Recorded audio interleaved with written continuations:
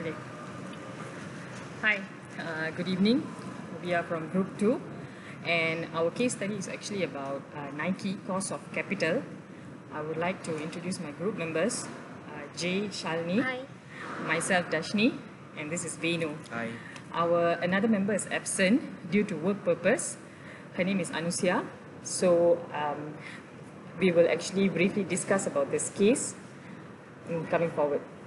So guys, how do you guys find the case study that we have actually done? Actually, the case study was quite interesting Yes, you are right. because we have learned a lot about the WACC calculation and cost of capital, cost of equity, and a lot of things that we have found out there is in the case study they calculate mistakenly.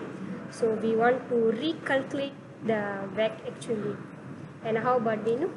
Yeah, based on the calculation itself, we have identified some recommendation that we can suggest to the companies. So, how do you start with the finding first? I just want to briefly explain about the overview of the company, which is the North Point Capital Fund of Manager. His name will be Kimi Ford.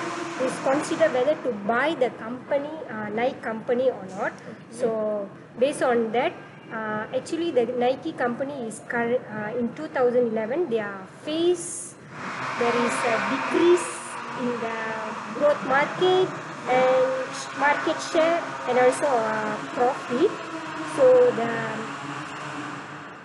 the manager Kimi Ford was assisted by his assistant Johanna, wanted to calculate the cost of capital to identify whether we can buy the company or not. So based on their calculation, they found that there is a three aspect wrongly calculated. So I want to explain further on that. What are the aspects you think that they actually wrongly calculated? Actually, in the WACC calculation, they have done by the single cost of capital, which is we agreed rather than they use a multiple cost of capital. Okay. Actually, the single cost of capital is sufficient because the Nike is a multiple business segment, and also the segment are similar risk. So the single cost of capital is exactly agreed that Joanna did correctly. Okay. However, there is a three mistake that we found out. The first one is they have used book value rather than market value to calculate the cost of debt and the equity. Okay. Actually, the book value is a historical value. So when we are calculate the WACC, we have to use the present value to calculate the WACC. Which is the market value. The market value. Okay. So the first mistake will be that, and the second will be the cost of debt has been taken into consideration as well, which is they have to the total of interest expense for the year must be minus out from the company average debt of balance. So in the calculation they are missed out that as well. And the third mistake was the beta. Actually, the Joanna have calculated the average beta for 1996 to 2001, which is historical beta. So they have to calculate the current, which is more systematic risk for the future systematic risk. Basically, the beta value is not updated. Yeah, exactly. Okay. So further on, so we are going to recalculate the WACC. How about Venu? Can you explain Yeah, further? sure, for sure. Based on our assumption earlier before, we already identified that the WCC value need to be recalculated. So from our calculation itself, we have identified that the market value of equity has been estimated as 11,427.44 million, and we also identified the WE and WD calculation, which is estimated to be as 89.82% for WE and 10.19% for WD calculation. And based on that idea, we have identified the cost of debt, and we found it that the R value is 3.58, basically semi-annually, and the RD calculation is equal to 7.16%.